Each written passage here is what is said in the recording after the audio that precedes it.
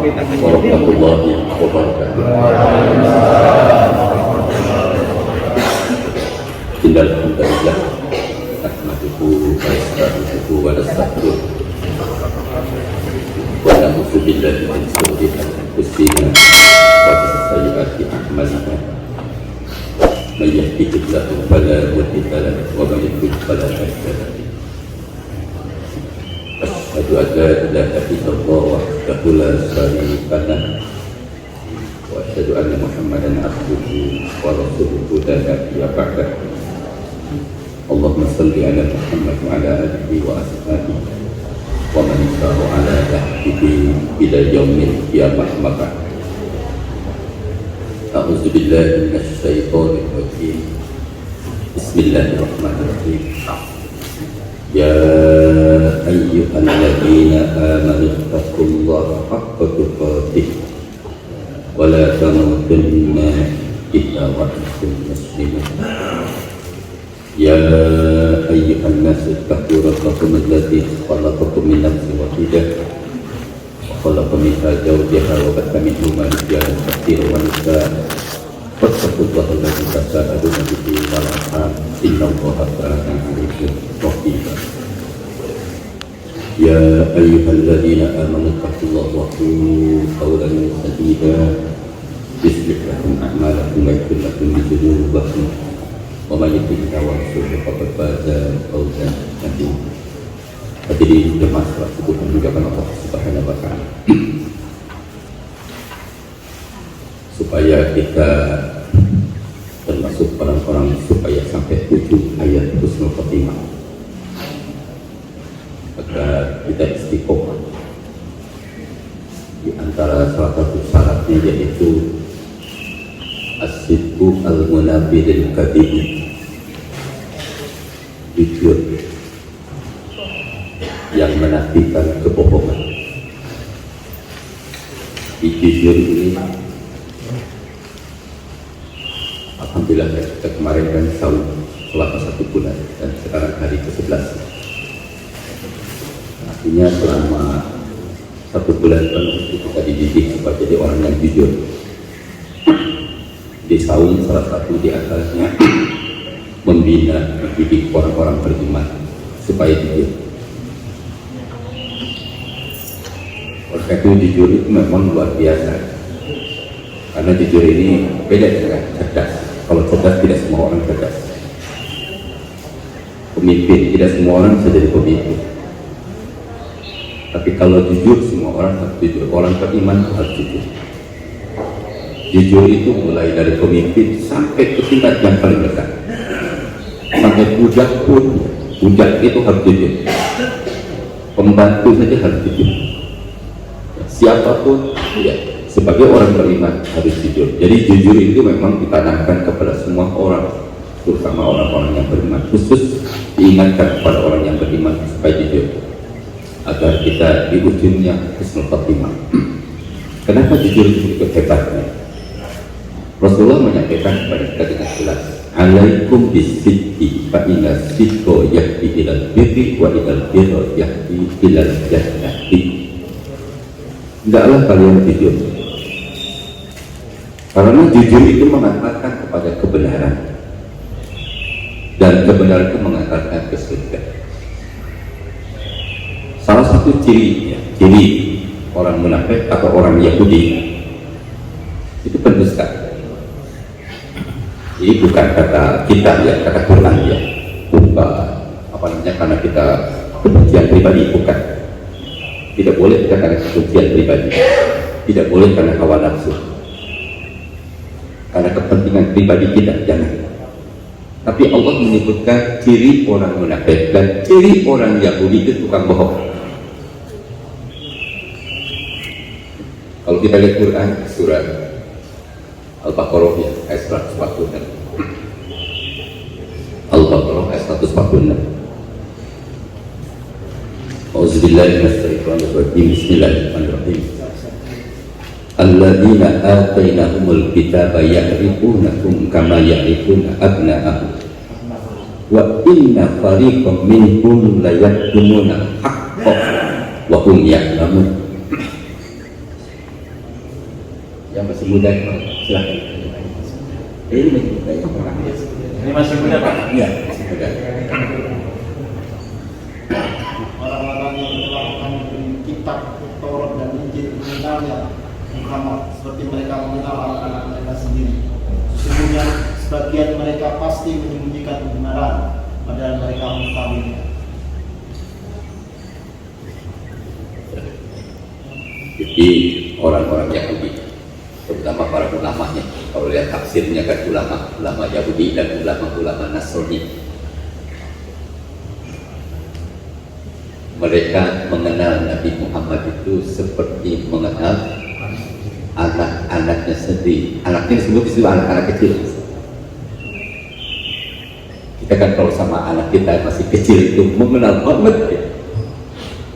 Sampai dari mulai fisiknya kan, sampai segala-galanya kita mengenal, kecuali orang tua yang tidak pernah ngurus anak bayi. Kalau orang tua tidak pernah ngurus anak bayi, ini secara normal ya. Pada umumnya orang tua terutama ibunya ya pasti mengenal anaknya. Makanya kalau anak itu ya dikumpulkan beberapa ribu anak, kita suruh ambil anak sendiri, insya Allah ya tidak akan beri, kecuali orang yang tidak pernah ngurus anak. Allah menyebutkan dalam tafsirnya itu ulama-ulama Yahudi dan ulama Nasrani mengenal sifat-sifat Nabi. Dari mana? Dari kitab Taurat dan Injil. Dari kitab Taurat dan Injil. Jadi dalam kitab Taurat dan Injil itu disebutkan dengan jelas, dengan rinci. Mereka saking jelasnya gitu ya, para ulama Yahudi dan Nasrani itu mengenal Nabi Muhammad itu seperti mereka mengenal anaknya sendiri. Tidak begini, seperti mengenal temannya sendiri gitu. Tidak begitu, kalau teman saya keliru lah. Kadang-kadang kita teman satu gitu SD, atau SMP dan sebagainya. Begitu ada yang mirip, dia teman. Tapi kalau anak insya Allah anak itu sekali. Makanya Allah menyebutkan seperti mengenal anaknya sendiri. Tapi mereka menyembunyikan sebenarnya. Kalau yang menyembunyikan itu berarti kan tahu ya. Tidak disebut menyembunyikan kalau tidak tahu. Ya. Jadi menyembunyikan kebenaran padahal mereka lewat mana tadi? Lewat kitab Taurat dan Injil. Jadi itu makanya kenapa orang beriman ini, kita ini orang muslim, umat Nabi Muhammad itu wajib beriman kepada Nabi Musa yang telah diturunkan kitab Taurat dan wajib itu. Jadi kita juga kalau tidak beriman kepada Nabi Musa bukan muslim. Kita wajib. Jadi mereka mengenal Nabi Muhammad seperti mereka mengenal anak-anaknya sendiri, tapi mereka menyembunyikan kebenaran padahal mereka tahu. Itu disebut bohong namanya. Jadi kalau saya ngambil dompet bapak, saya sembunyikan itu juga dia. Terus pas saya ditanya di mana dompet tadi, dia nggak tahu saja. Enggak, padahal saya tahu sudah dimasukin ke kantong saya. Tapi saya bohong ya. Padahal saya tahu nggak? Tahu lah. Justru yang lainnya itu bisa tahu bisa tidak. Cuma mungkin kemungkinan besar yang dia di situ, yang dekat itu. Nah itu. Jadi orang Yahudi, ulama-ulama terutama ulama-ulama Yahudi dan ulama Nasrani itu menyembunyikan kebenaran. Padahal mereka tahu lewat kitab Taurat dan kalau kitab Taurat Injil itu kitab yang benar. Kita tidak boleh ya, tidak mengimani kitab Taurat dan Injil yang asli. Cuma tidak berlaku lagi. Ya. Setelah Nabi Muhammad diangkat jadi Rasul, seluruh kitab yang sebelumnya tidak berlaku lagi. Cuma hebatnya itu ya, ajaran Islam ini memang luar biasa. Jadi ajaran Islam kan saya sering sampaikan, bukan hanya ajaran kepada Nabi Muhammad saja, kepada seluruh Nabi sejak Nabi Adam. Makanya semua Rasul itu yang diutus oleh Allah supaya menyembah Allah sama. Supaya menyembah, tidak ada satu Rasul pun yang menyuruh dalam rangka untuk mendekatkan diri kepada Allah, sembahlah aku. Tidak pernah. Termasuk Nabi Isa, termasuk Nabi Musa, tidak pernah mengatakan sembahlah aku dalam rangka untuk mendekatkan diri pada Allah, karena aku adalah orang terbaik. Tidak pernah. Orang pilihan Allah, tapi sembahlah Allah, contohlah aku para rasul itu hanya untuk dicontoh, diteladani, sampai ibadah tidak sah kalau tidak mencontoh rasul. Itu hebatnya. Jadi sekali, bukan kita menyembah rasul, tapi kita ibadah tidak akan sah kalau tidak mencontoh rasul. Rasul manapun gitu ya, di zamannya masing-masing, karena Rasulullah Muhammad SAW Rasul terakhir, Nabi terakhir, nanti kita wajib mencontoh Rasulullah Muhammad SAW. Jadi kalau zaman Nabi Isa, bukan Nabi Isa. Zaman Nabi Isa, sahadat juga pada Nabi Isa. Zaman Nabi Adam, sahadatnya pada Nabi Adam. Zaman Nabi Nuh, sahadatnya pada Nabi Nuh. Begitu Nabi Muhammad yang terakhir, ya sahadatnya pada Muhammad. Jadi memang orang-orang Yahudi, pokok-pokok, makanya kalau jadi orang Yahudi, dulu ingat di Madinah ya. Itu di zaman Rasulullah sendiri di Madinah ya. Ada perjanjian orang Yahudi dilindungi oleh Islam. Oh, Islam itu luar biasa. Makanya kenapa Islam itu rahmatan lil alamin. Rahmat bagi seluruh alam. Sampai orang kafir pun dilindungi, termasuk Yahudi. Di Madinah, Rasulullah jadi pemimpin di Madinah. Kata Rasulullah, barang siapa mencoba-coba menyakiti orang Yahudi sama dengan menyakiti orang beriman. Luar biasa. Barang siapa membunuh orang Yahudi sama dengan membunuh orang yang beriman. Mengambil harta orang Yahudi dengan cara yang kasar, itu sama dengan mengambil harta orang yang beriman. Dasar orang Yahudi gitu ya. Kalau baca sirah itu baca supaya kita lebih semakin yakin. Kalau kita baca sirah itu, ternyata orang Yahudi ya bekerja sama dengan orang kafir Quraisy. Ingin memerangi Rasulullah Muhammad SAW. Itu hati-hati. Jadi memang orang Yahudi itu pengkhianat. Ya. Jadi kalau kira-kira menguntungkan dirinya, beda orang Yahudi itu cepat ya melakukan kejahatan yang luar biasa. Jadi tidak usahanya kalau sekarang orang Yahudi itu. Cuma begini maaf ya, kebenarannya sering saya sampaikan. Kebenaran yang tidak terorganisir itu bisa dikalahkan oleh kebatilan yang terorganisir.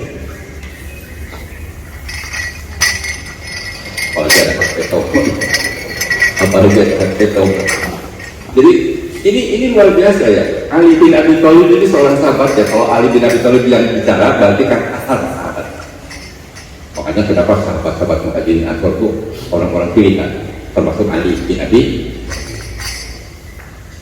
Kata Ali bin Abi Thalib, al-batilu bidizom yaglibuhul haq bila dizom. Al-batilu bidizom yaglibuhul haq bila dizom. Kebatilan yang terorganisir itu bisa mengalahkan kebenaran yang tidak terorganisir. Makanya umat Islam itu harus bersatu. Jadi kadang-kadang ya seolah tidak berdapat terkait dengan masalah Palestina dan masalah Yahudi. Seharusnya kita ini bela Palestina. Palestina sedang dijajah. Tapi orang-orang yang benci dengan Islam seolah-olah ada dua negara.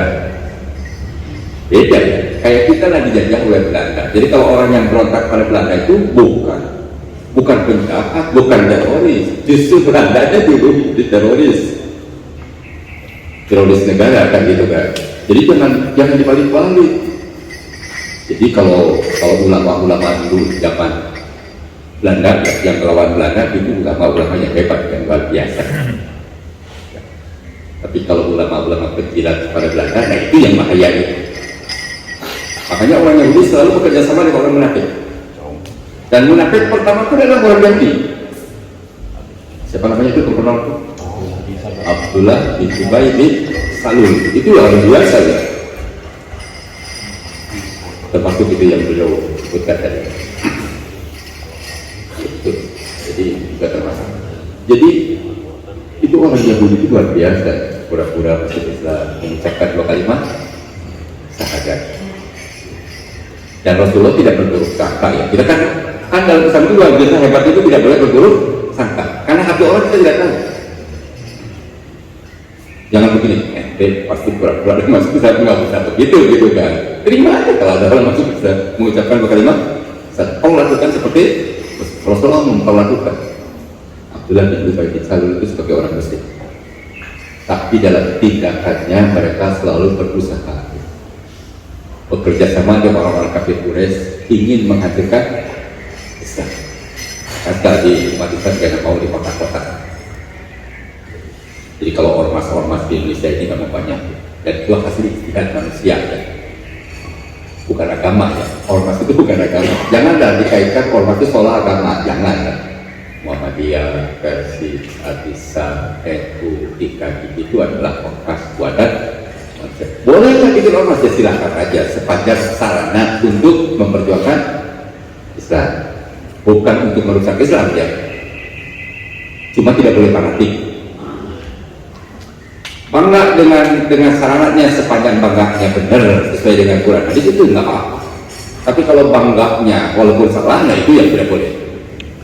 Kenapa? Kalau itu berbahaya, bisa jadi jatuh pada muslim. Kalau fanatik ya dengan ormasnya, walaupun salah tetap mempertahankan ormasnya, itu yang tidak boleh. Fanatiknya itu kata Allah, wala takunu minal musyrikin minal ladina farraqu dinahum wa kanu ya'tulu hizbin bima ladaihim farihun. Coba kita lihat Quran surat Rum ya, ayat 31, ayat 31, 32 ya, ada ayat 31, 32 ya. Wala takunu minal musyrikin minal ladina farraqu dinahum wa kanu syi'an kullu hizbin bima ladaihim farihun. Surat 30, surat 30 ayat 31, 32.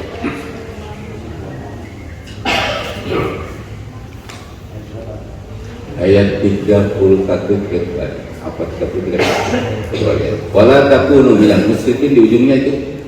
Nah, ayat berikutnya minal ladina farraqu dinahum wa kanu syi'an kullu hizbin bima ladaihim farihun. Awalnya munibina ilahi wattaqu ya. Ya mangga. Dengan Gaya terus. Betul. 31 32. maka hadapkanlah wajahmu dengan 31 32. dengan kembali bertobat kepadanya dan bertakwalah kepadanya, kita laksanakanlah sholat dan janganlah kamu termasuk orang-orang yang mempersekutukan Allah, yaitu orang-orang yang memecah belah agama mereka dan mereka menjadi beberapa golongan, setiap golongan merasa bangga dengan apa yang ada pada golongan mereka. Iya, maksud saya begini, ormas itu buatan manusia, silahkan. Itu sarana.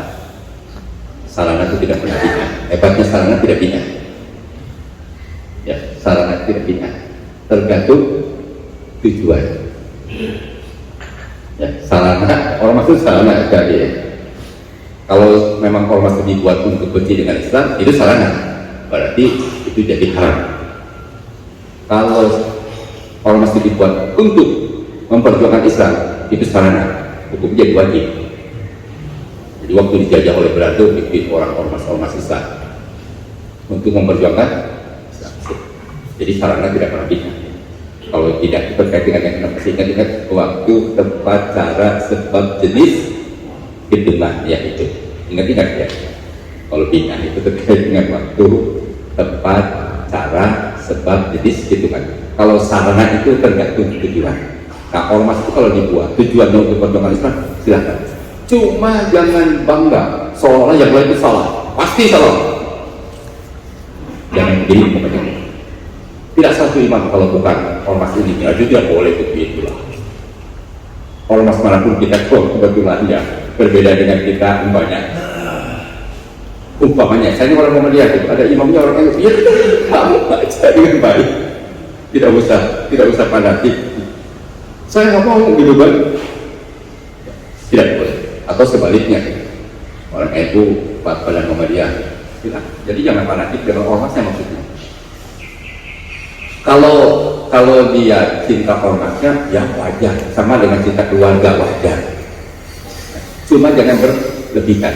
Makanya kenapa kata Allah mencintai manusia, mencintai ormas, apa saja, tidak boleh melebihi cinta kepada Allah dan Rasul. Maksudnya tidak boleh. Itu luar biasa. Kalau kita fanatik Nabi Muhammad itu Nabi terakhir, ya harus itu gitu. Tidak boleh kita mancang-mancang gitu kan. Agama itu agama yang benar, ya sudah pasti harus itu. Tidak boleh begini. Kan ada orang juga yang berpendapat, enggak semua agama juga benar, enggak boleh lah. Ya. Tapi kalau ormas sekaligus, kalau ibadah agama kan buatan Allah, bukan buatan manusia. Kalau ormas itu buatan manusia, silakan ormas itu sebagai sarana, tapi jangan fanatik. Kalau fanatik itulah sumber perpecahan. hati-hati. Anda mengikuti pimpinannya ya wajar. Ya pada saat pimpinannya salah, ya jangan ikuti juga. Kenapa? Ada hadis.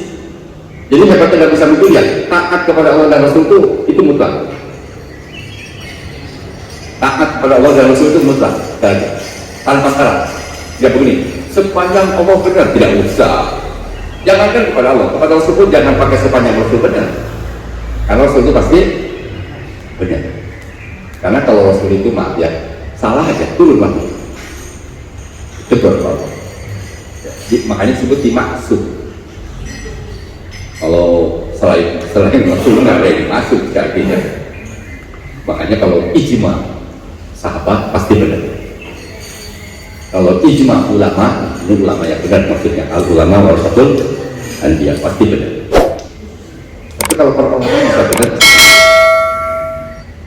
cuma yang kata ulama, bahwa ulama ulama mereka hati-hati, mereka tawadu ya. Tidak, kalau bikin fatwa tidak satu. Kalau macam saya boro-boro bikin fatwa gitu ya. Jadi kalau ada orang mengatakan Pak Jafar bikin fatwa datang boro-boro, saya bukan ulama. Disebut ustaz juga alhamdulillah. Ustaz itu sebetulnya harus hafal Quran gitu kan. Bener gitu. Kalau di sana itu ustaz itu profesor yang luar biasa di bidang agama. Ya mudah-mudahan ya sekali sebut ustaz juga alhamdulillah. Jadi kalau ulama itu ulama kalau satu seperti Imam Syafi'i itu ulama, Hanafi, Hambali, Maliki, Imam Ghazali, Ibnu Taimiyah itu ulama. Syekh Qurtubi kalau yang sekarang masih hidup itu ulama. Makanya kalau ulama itu bisa ijtihad. Tapi kalau bukan ulama jangan ijtihad. Kita ini tidak perlu ijtihad. Kita mengikuti mereka sepanjang mencontoh Rasul. Sepanjang mencontoh Rasul. Kenapa? Karena pada manusia selain Rasul itu, Rasul kan manusia. Selain Rasul itu ada batasannya. La ta'ata li makhluqin fi ma'siyatil khaliq. Tidak ada ketaatan kepada makhluk, kepada siapapun untuk maksiat kepada Allah. Maksudnya kalau keliru jangan ditaati. Kalau benar wajib ditaati. Seperti gini contohnya ya. Anak itu wajib taat pada orang tua. Sepanjang orang tua tidak meniru maksiat. Walaupun tidak suka dengan orang tuanya. Nah, jadi kita kalau punya orang tua wajib taat pada orang tua sepanjang orang tua tidak menyuruh maksiat. Istri wajib taat pada suami, ya kan? Sepanjang suaminya tidak menyuruh maksiat. Walaupun istrinya tidak suka, tapi wajib taat itu. Makanya kenapa kalau perempuan itu ya, kalau istri itu suaminya ada di rumah, sampai ke masalah sunat saja harus izin suami. Kalau suaminya ada di itu luar biasa. Makanya kenapa kalau kan suka ada kalau perempuan punya anak perempuan lebih dari 3 terus meninggal juga dapat syafaat gitu kan begitu dari kiamat. Maksudnya sabarnya kenapa? Bukan meninggal saja, kalaupun hidup gitu istri itu kan di bawah suami wajib taat sehingga dia pergi gitu. Jadi sabar gitu, nah itu maksudnya luar biasa ya kan? Nah kembali tadi kepada masalah jujur. Jadi jujur ini kepada semua level dari kelas yang tertinggi sampai kelas yang paling bawah.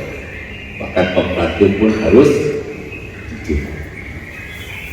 Semua itu harus jujur. Cuma jujurnya seorang pemimpin itu pengaruhnya sangat besar tentu. Dengan pengaruhnya jujurnya seorang pembantu kan gitu, dengan orang biasa. Tapi jujur itu memang luar biasa harus gitu. Jujur kepada Allah pertama, yang boleh jujur kepada Rasulullah, yang ketiga jujur dengan sesama manusia. Jadi kita dengan sesama manusia harus jujur. Nah kembali tadi kepada kejujuran itu. Jadi makanya jujur itu kalau dilandasi dengan akidah yang lurus itu pasti masuk surga. Tapi kalau jujur, ya jujur tapi tidak beriman, ya bukan jujur namanya. Jadi jujur di sini, jujur yang dilandasi dengan keimanan kepada Allah, dengan akidah yang lurus. Jadi kalau akidahnya lurus, ya yakin dengan akal iman yang 6. Atas jadi orang benar, Makanya kenapa kalau baca kitab hadis Arba'in itu ya, ada sahabat yang bertanya gitu kan, Rasulullah, kalau saya sholat hanya 5 waktu saja, tidak pernah tidak pernah yang lain, sahur hanya bulan Ramadan saja, dibayangkan. Saya tidak menambah lagi, tapi saya berusaha ya, melakukan yang halal dan menjauhi yang haram. Apakah saya juga a'adul zakat? Apa semua? Juga. Maksudnya orang ini berarti miskin. Kali itu dari haji, ya, tidak zakat. Tapi kalau orang yang sudah nisab zakat wajib zakat, yang beda ya.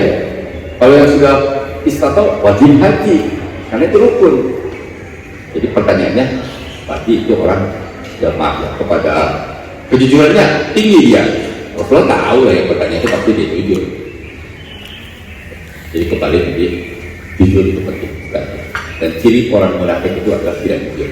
Kalau kita lihat Quran surah Al-Munafiqun, sampai ada surat Al-Munafiqun.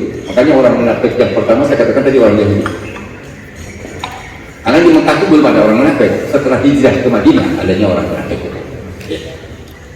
Idza ja'akal munafiquna qalu nashhadu innaka la rasul wallahu ya'lamu innaka rasul wallahu yashhadu innal munafiqina lakadzibun ittakhadhu aymanahum junnatan fasaddu an sabilillah al-ayat. Surat 63 ayat 1 dan 2. Surat 63 ayat 1 dan 2.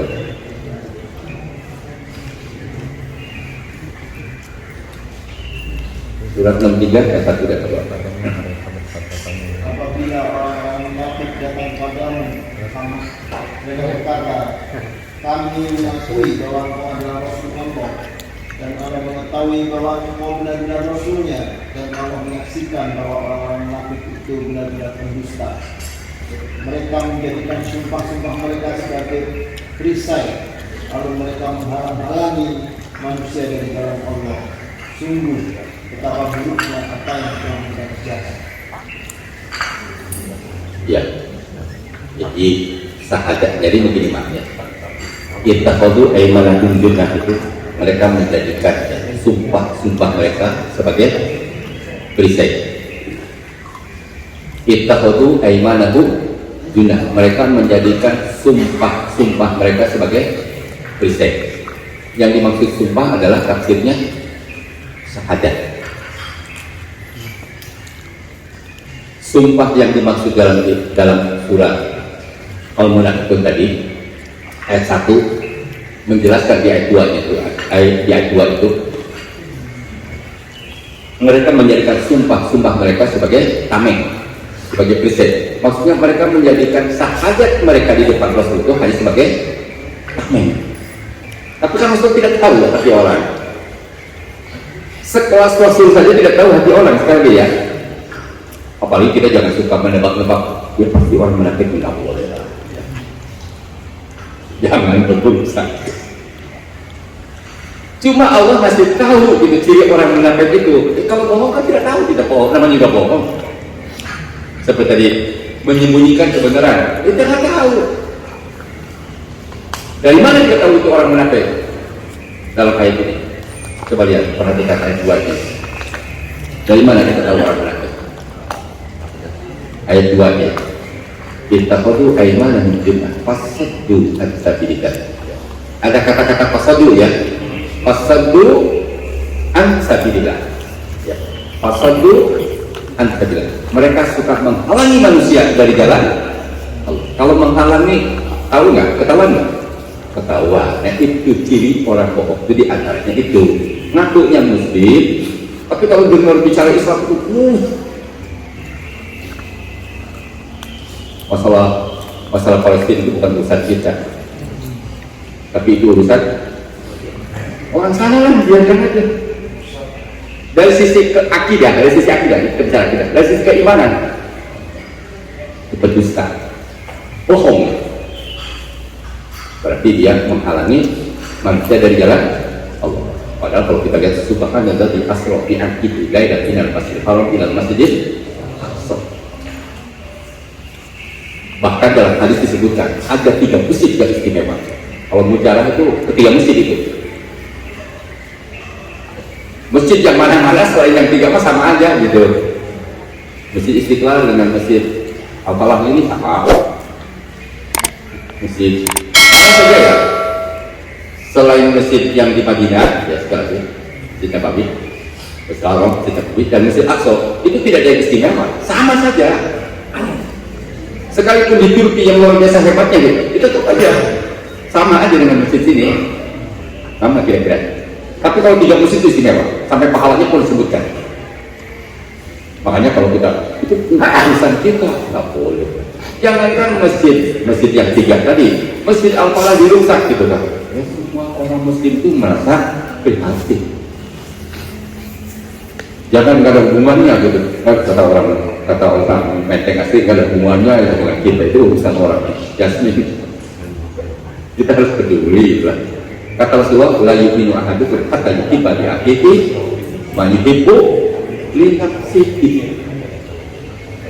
Tidak beriman di antara kalian, di antara seseorang di antara kalian, sehingga kalian mencintai saudaranya yang seiman seperti mencintai dirinya sendiri.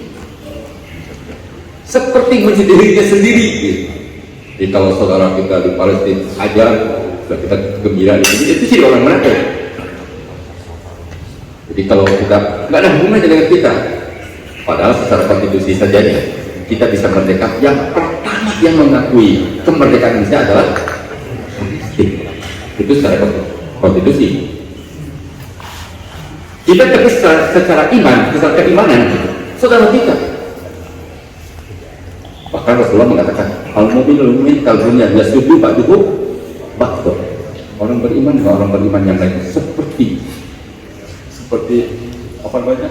Al-bunyan itu sebuah bangunan antara satu dengan yang lain saling menguatkan. Jadi kalau bangunan ini mah ya, kata pasir saya yang paling kuat, kata bata saya paling kuat, kata besi saya paling kuat. Justru bisa kuatnya karena menyatu. Tapi kalau masing-masing barang di material, kenapa tidak seperti barang di material gitu?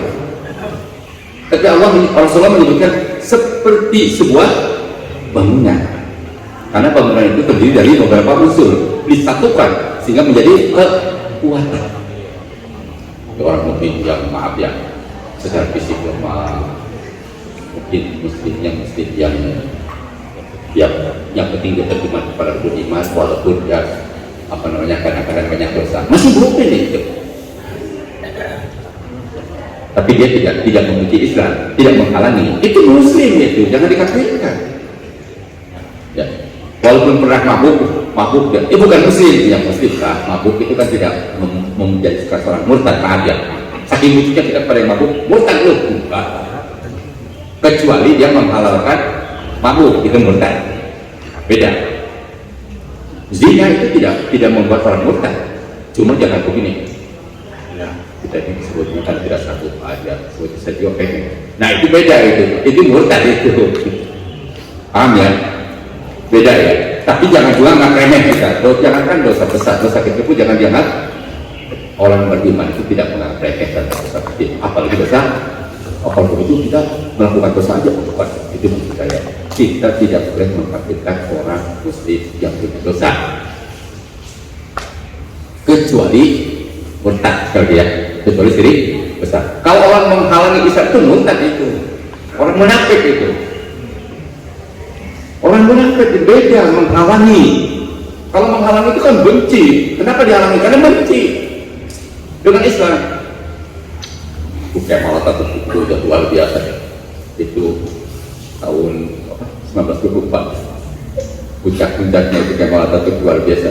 Saya ini mesti, tapi saya bukan orang Arab, saya orang Turki. Mulai saat ini, jadi dia tidak begini. Saya benci dengan Islam, tidak ngomong begitu ya. Ya, saya ini orang Turki, bukan orang Arab. Ngakunya Muslim, saya ini orang, bukan orang Arab. Oleh karena itu mulai sekarang ganti semua dengan bahasa Turki. Hati. Jadi caranya memang harus dihajar dulu Arabnya. Makanya kata Rasulullah, zilul Arab, zilul Islam. Jika lemah Arab, bakal lemah Islam. Tidak bisa dipisahkan, itu hati-hati ya. Makanya sholat kita harus pakai bahasa Arab. Nggak boleh diganti itu dengan bahasa Allah Maha Besar supaya khusyuk, ya nggak bisa. Boleh diganti nggak? Nggak boleh. Nggak boleh ya, nggak boleh. Jadi supaya khusyuk gitu, Allah Maha Besar, Allah Akbar.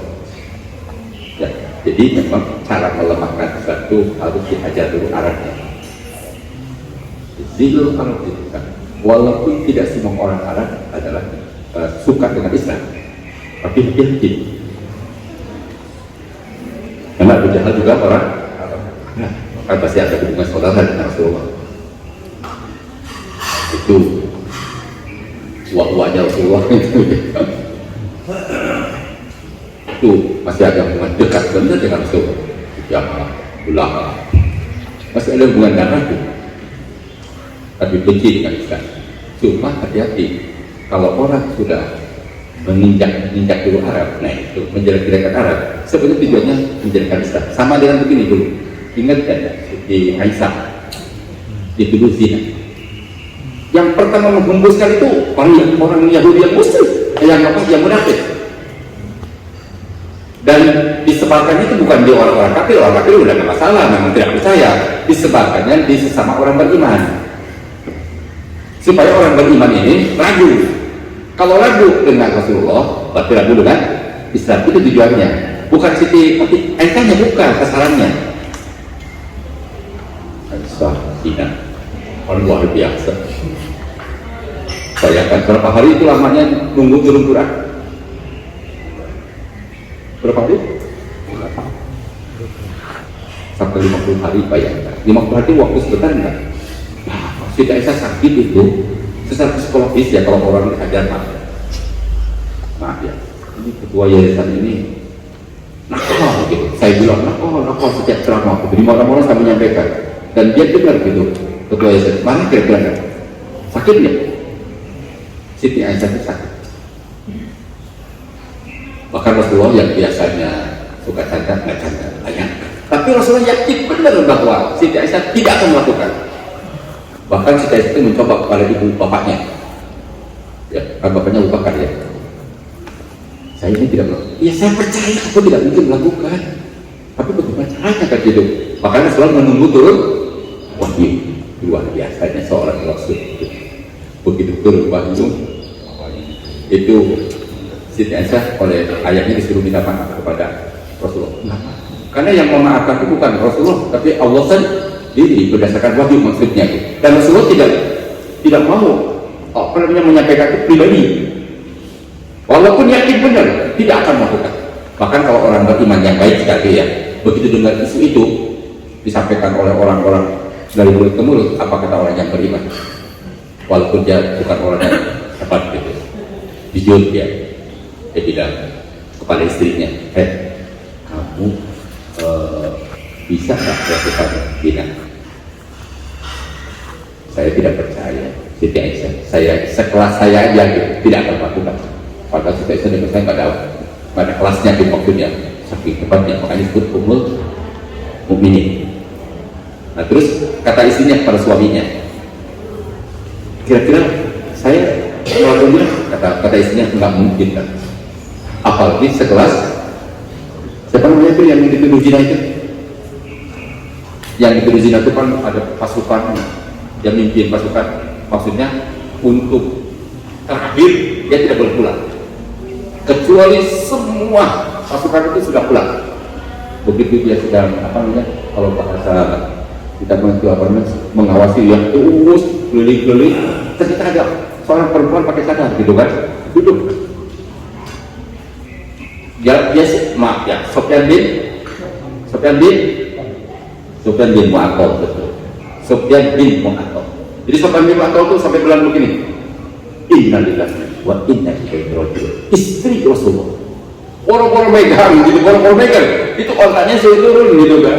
Dan dia jalan kaki, bayangkan. Nggak mau naik ke atas ya, takut fitnah justru malah. Orang itu jangan nggak benar. Tapi sudah menyebar kemana-mana. Disebarkannya di sama orang dan ada orang yang beriman pun seolah-olah membenarkan. Nah itu bahayanya. Sekarang juga isu ini luar biasa ya, seolah-olah orang Palestina kan duluan kan gitu kan, begitu kan, orang Palestina duluan nyerang ke Israel, ke Yahudi, padahal orang Yahudi itu jangankan sedang sholat saja gitu. Dalam kisah, kalau dalam keadaan perang itu maaf ya, kuil-kuil gereja-gereja tidak boleh dirusak, perempuan, anak-anak tidak boleh. Itu dalam keadaan perang, itu dalam keadaan perang ya. Tapi kalau mereka itu tanaman itu tidak boleh dibakar, itu tidak boleh. Tapi kalau mereka itu memang menghalalkan semua, nah, jadi sepanjang masih bisa dilakukan. Coba tadi sekarang kebatilan yang terorganisir itu bisa menghalalkan sebenarnya tidak terhati-hati. Makanya copet sekarang modern, copetnya banyak kan. Ya, perampok sekarang ini memang banyak kan. Kalau nggak ada CCTV mungkin bisa lolos mereka. Karena mereka tidak percaya dengan malaikat, mereka tidak percaya dengan Allah. Kalau percaya dengan Allah tidak akan lakukan itu. Kalau percaya malaikat tidak akan lakukan itu. Ya. Kalau kita kan orang beriman, malaikat itu mengetahui Allah itu jangankan perbuatan kita, ucapan kita, bisikan hati kita aja Allah tahu. Copet elektronik Pak kan? Ya. Jadi itu maaf ya, kebatilan yang terus itu luar biasa. Makanya copet itu kalau tidak mencapai itu ya, itu pun terbatas ya kemampuannya. Namanya juga buatan manusia terbatas. Tapi kalau pengawasan Allah kan luar biasa, sampai kebisikan hati pun capek. Makanya kenapa Rasulullah menyampaikan nama amal itu diingatkan gitu, karena niat tempatnya adalah lebih sakit gitu ya. Ya, kalau kita kan yakin beriman, makanya kenapa harus jujur? Jujur kita kan dari hati dulu. Kenapa orang bohong? Karena hatinya rusak. Bi qulubihim marad, fazadahumullahu marada, walakum adzabun alim bima kanu yakdzibun. Jadi dalam hati mereka ada penyakit. Tukang bohong itu penyakitnya hati. Ya, makanya kenapa kalau yang satu ini benar, yang lain benar. Jika yang satu ini rusak, maka yang lain rusak. Apa itu? Hati, kata Rasulullah. Jadi dari hati itu. Makanya kalau orang beriman itu luar biasa, jujur, harus jujur kita. Ya, karena bagaimana istri jujur kepada suami, suami juga jujur kepada istri. Ya, kita jujur juga kepada anak, kepada keluarga sama muslim, apalagi kepada Allah dan Rasulnya. Jadi kita jangan khianat kepada Allah dan Rasul. Dan orang yang khianat kepada Allah dan Rasul itu orang munafik. Dan orang yang tukang bohong itu tidak akan masuk surga. Sampai Allah menyebutkan, seperti maaf ya, sebelum ontak masuk ke lubang jarum, mungkin nggak ontak masuk ke dalam lubang jarum? Saking mustahilnya gitu. Orang pembohong itu ya tidak akan masuk surga. Seperti atau bagaikan sebelum ya ontak masuk ke lubang jarum. Itu luar biasa bahasa Quran itu. Surat itu coba lihat Quran surat Al-Arab ya kalau nggak salah ya, ayat 40 ya, ayat berapa ya? Coba Al-Arab tertujuh, coba ayat 40 ada nggak? Ada nggak teman-teman? Sesungguhnya orang yang mendustakan ayat-ayat kami. Ya terus. Sesungguhnya orang-orang yang mendustakan ayat-ayat kami dan menyembunyikan diri terhadapnya tidak akan dibukakan di pintu langit bagi mereka, dan mereka tidak akan masuk surga sebelum unta dalam lubang jarum. Demikianlah kami memberi balasan kepada orang-orang yang berbuat jahat. Bayangkan Allah menyebutkan dia, orang pendusta itu tidak akan masuk surga. Ya. Sebelum onta masuk ke lubang jarum. Maksudnya ini diajak cara berpikir kita ya, sebagai orang yang berakal sehat, mungkin nggak onta masuk ke lubang jarum? Enggak lah. Kita ini orang berakal, makanya apalah tadabbarun. Ya, ini Quran ini luar biasa. Sampai mengatakan Allah pendusta itu orang-orang Yahudi kecuali obat ya. Jangan tobat sekali ya. Orang-orang Yahudi, orang-orang munafik kecuali tobat ya, tidak akan masuk surga bagaikan onta masuk ke dalam lubang jarum. Bayangkan, saking itu kata siapa? Kata Allah. Jangan begini ya, orang asal siapapun atau apapun juga pasti masuk surga sepanjang dia itu ada benar. Janganlah terlalu gampang berlaku ya, hati-hati jangan sampai merusak orang awam ya. Orang awam diajak nggak benar ya. Jadi kita harus justru orang awam, orang pintar, orang biasa harus jujur. Kita harus belajar dan puasa selama 1 bulan itu mendidik kita jujur. Makanya kita maaf ya, tidak makan, tidak minum, tidak berhubungan dengan istri gitu kan, tidak berani. Tidak beraninya itu karena kita memang merasa diawasi. Jujur, ada orang nggak ada orang sama di tempat tertutup, tempat terbuka nggak mau gitu. Jangankan makan sendiri, minum sendiri, disuruh pun kita tidak akan mau. Ya, kenapa? Kita harus jujur kepada Allah, merasa diawasi Allah. Kenapa? Karena Allah itu mengawasinya bukan hanya ucapan, perbuatan, tapi juga hati, bisikan hati pun Allah tahu. Pasti diingat-ingat Quran kata walaqad khalaqnal insana wa na'lamu ma tuwaswisu bihi nafsuhu wa nahnu aqrabu ilayhi min hablil warid. Kata betul. Coba lihat surat 50, surat Qaf ya. Ayat 16 ya. Ayat 16, surat 50 ayat 16 ya. Surat 50. Masih berapa menit lagi? 15 menit lagi ya. Dan sungguh kami telah menciptakan manusia dan mengetahui apa yang dihasilkan oleh hatinya, dan kami memberikan kepadanya daripada orang yang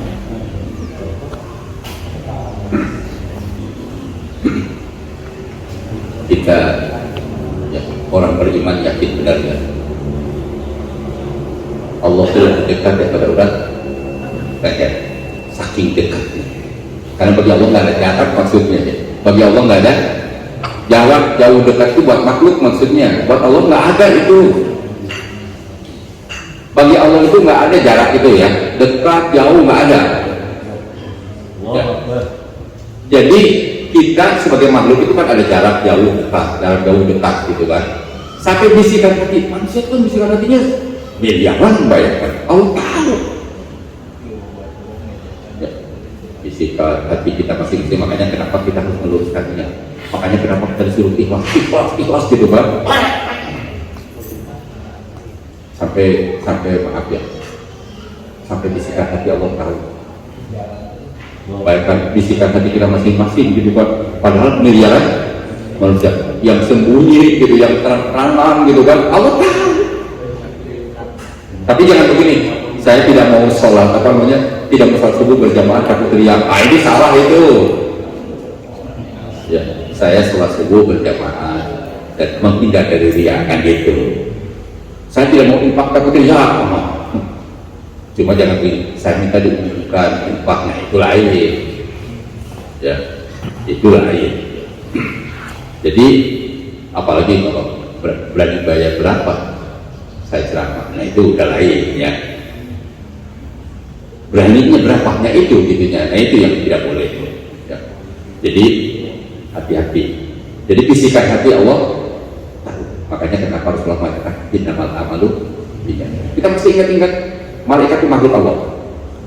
Sekarang makanya kenapa kita tidak boleh membagaimanakan Allah, mentahkid Allah tidak boleh dalam akidah. Dalam akidah itu membagaimanakan Allah tidak boleh ya. Tafakkaru fi khalqillah wala tafakkaru fi dzatihi. Coba antum pikirkan tentang ciptaan Allah, jangan memikirkan tentang zat Allah. Jadi kalau Allah besar, bagaimana besarnya? Enggak besar. Saya masih ingat dulu anak saya usia-usia TK. Di Allah itu kalau dengan itu akan dengan gunung berian mana? Dia bilang Allah. Kalau ini dengan laki itu dan Allah. Dan nama juga anak kecil susah gitu. Ya.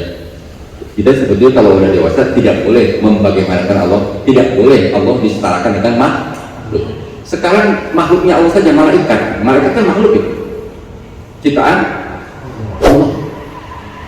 Itu malaikat, itu ingat-ingat ya, naik ke langit itu satu hari sama dengan 50.000 tahun. Tak ujul malaikat wa ruhu ilaihi fi yaumin kana miqdaruhu 50 alfa. Coba lihat surat itu surat 70 ya kalau nggak salah, ayat 4 Al-Ma'arij ya, surat 70 ayat 4. Para malaikat dan Jibril naik menghadap Tuhan dan sehari setara dengan 50.000 tahun. Sehari setara dengan 50.000, itu Quran itu pasti. Kita sebagai orang beriman yakin Quran itu satu kali malaikat itu sama dengan 50.000 tahun ya. Itu makhluk bukan? Makhluk malaikat itu. Sekarang Allah, nah itu kan tadi tidak usah mentakik membagaimanakan Allah gitu. Makanya Allah tahu tentang sekarang, ya Allah yang tahu. Jadi kita harus yakin saja kepada Allah. Allah menyampaikan kepada kita bahwa Allah lebih dekat ya. Walaupun Allah itu, maaf ya, kita Ar-Rahmanu 'alal 'arsy istawa, Allah itu bersemayam di atas arsy. Tapi jangan pikir bagaimana bersemayamnya, tidak bisa, tidak boleh itu. Karena ada dalil yang menyebutkan Ar-Rahmanu 'alal 'arsy istawa. Selesai.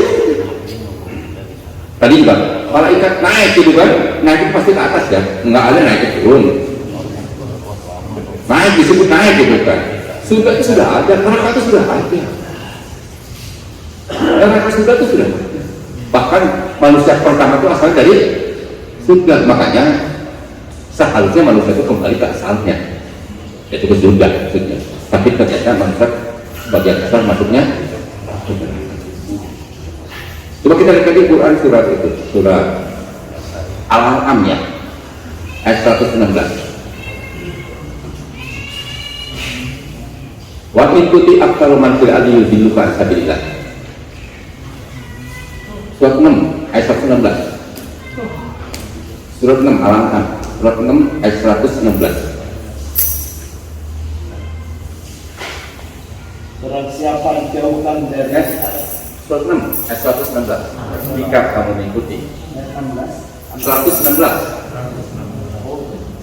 Wa ikuti, jika kamu mengikuti kebanyakan manusia, dan jika kamu mengikuti kebanyakan orang di bumi ini, niscaya mereka akan menyesatkanmu dari jalan Allah.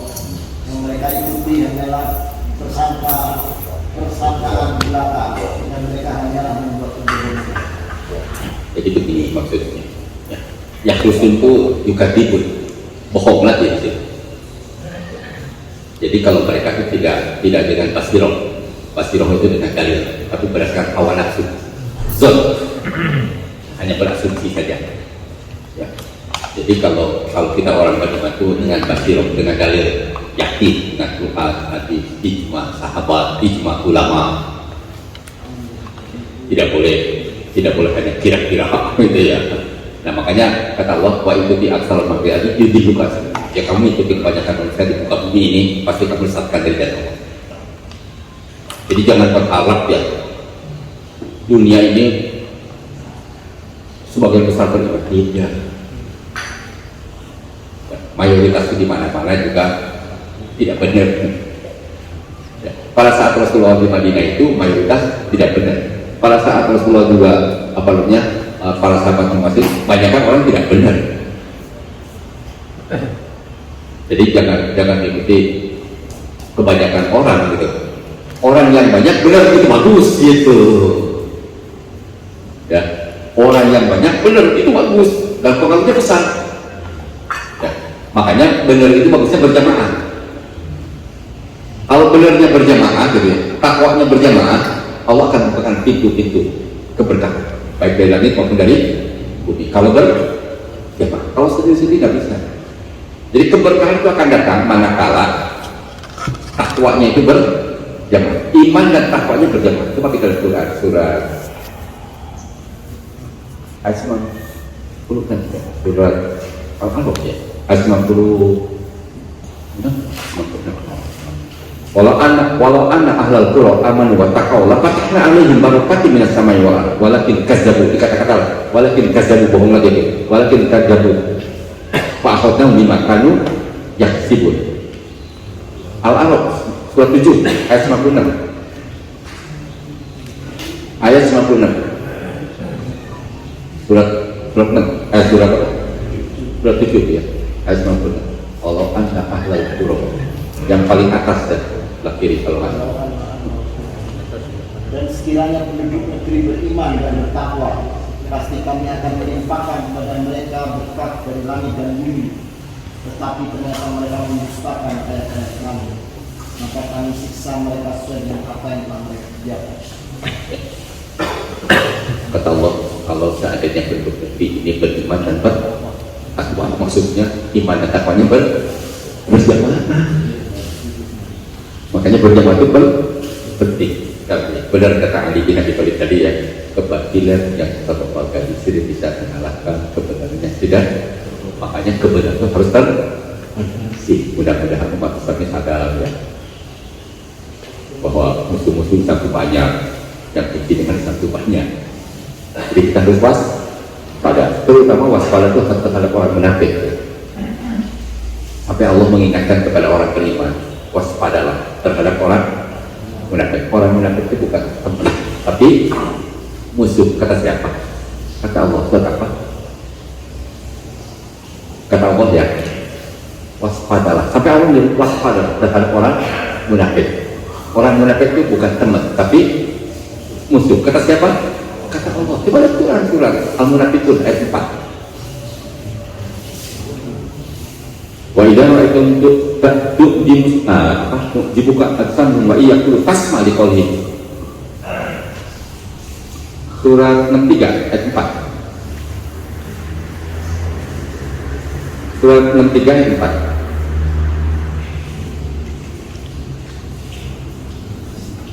Dan apabila kau melihat mereka, tubuh mereka mengagungkanmu, dan jika mereka berkata, engkau mendengarkan tutur katanya, mereka akan kayu yang bersandar. Mereka mengira bahwa setiap teriakan ditujukan kepada mereka. Mereka itulah musuh yang sebenarnya, maka waspadalah terhadap mereka. Semoga Allah membinasakan mereka, bagaimanakah mereka dapat berpalingkan dari kebenaran. Ya, maksudnya orang munafik ya. Ini kata Allah ya, orang munafik itu bukan teman, tapi musuh. Kalau sama musuh harus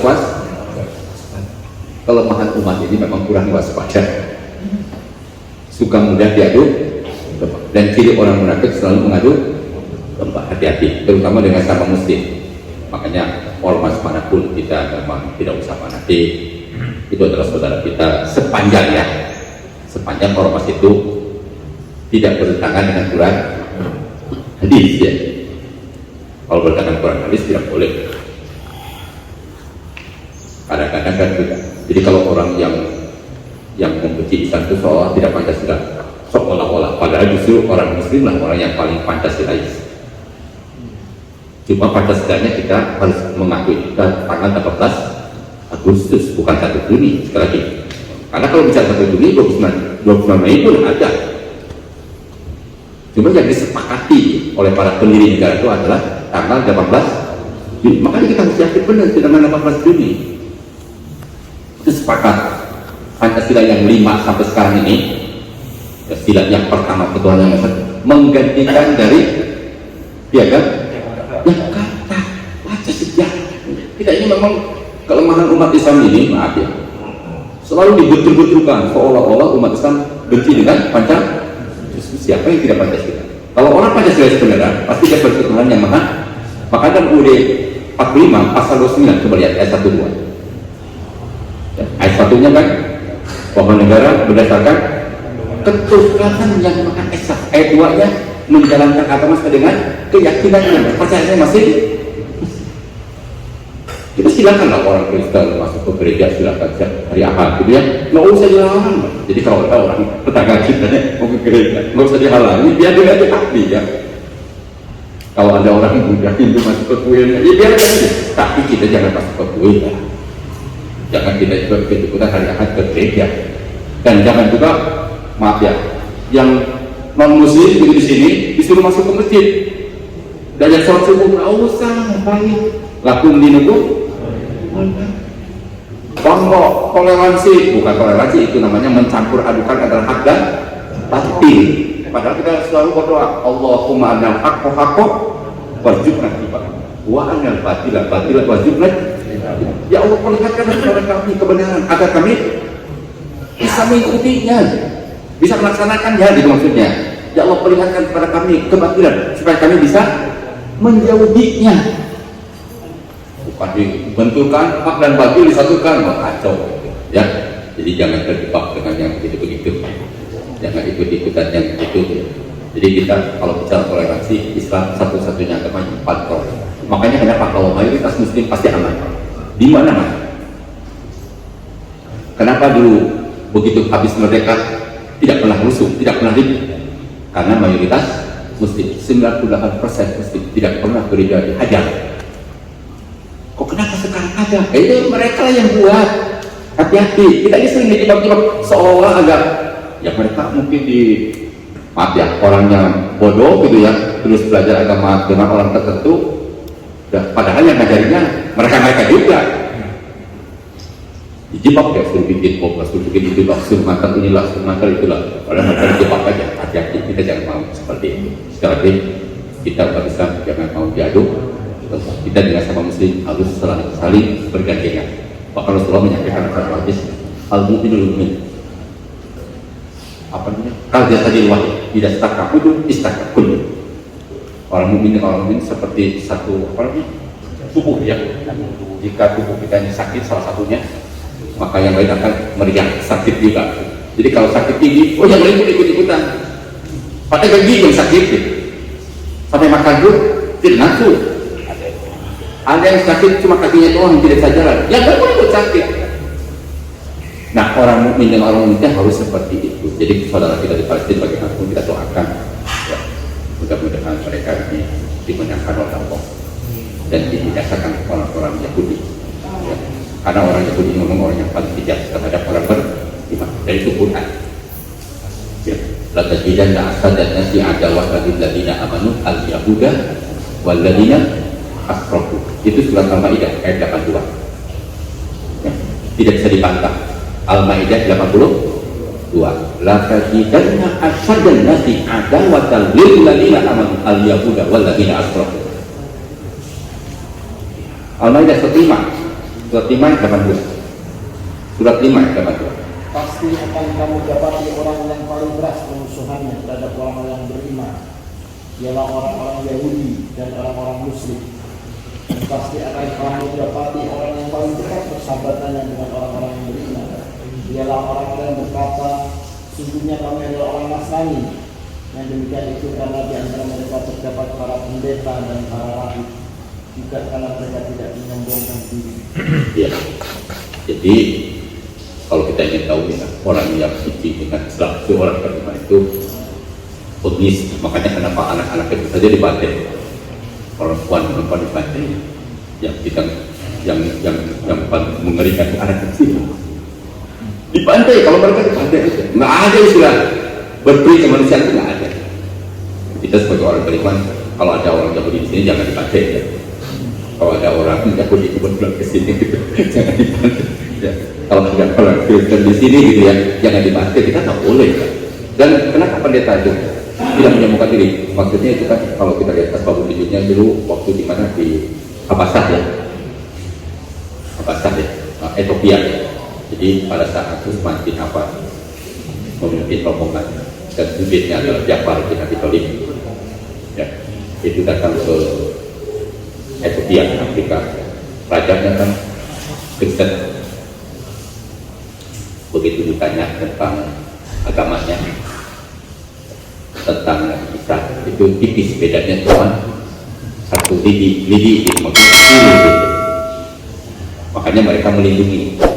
Tapi orang pakai terus kan kayaknya suruh kembali, tidak mau. Nah itu yang maksudnya orang-orang pendeta-pendeta mereka sangat tidak menyembuhkan diri maksudnya. Tapi kalau Yahudi kejar, sepanjang bisa siksa aja. Tapi kita tidak boleh menyiksa orang lain. Kalau kita dengan beda agama yang suka nyiksa-nyiksa, ya maaf, hati-hati. Jangan kita membantai orang gitu ya.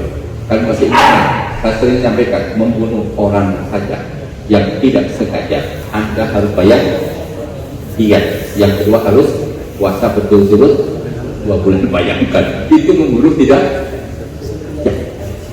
Seperti agama jadi polisi pokoknya gitu. Jadi polisi kebetulan mau nembak perampok gitu kan, yang tertembak orang baik, itu sengaja bukan?